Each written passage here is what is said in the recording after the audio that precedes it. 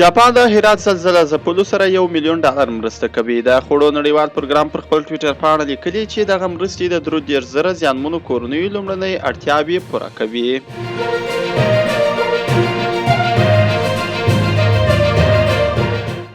د وردګو د چختو ولسوالۍ د بید موشک ابتدایه ښوونځي جوړ او ګټې اخیستنې ته وسپارل سو. د میدان وردګو ولایتي چارواکي وایي دغه ښوونځی په بهر کې د میاشتې یو افغان ځوان په شخصي لګښت د $55,000 امریکایي ډالرو په ارزښت جوړ شوی دی چې 10 درسي خونې لري.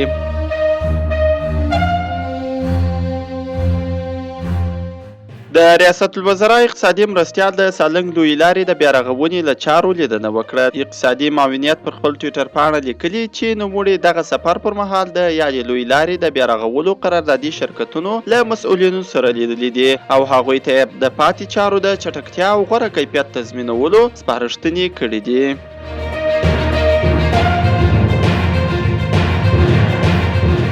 د بهرنیو چارو سرپرست وزیر د وابیا انصات شرکت مشر او د افغان ترک سوداګریزې شورا له رئیس سلیمان جلیو سره لیدلي دي. د بهرنیو چارو وزارت ویان ویلي چې په دې لیدنه کې په هیواد کې د سوداګرۍ او پانګونې لپاره پر امنیت د ترکیې سره د سوداګریزو اړیکو پر پراختیا او د ځمکنیو سوداګریزو د دهلیزونو پر جوړولو خبرې شوې دي.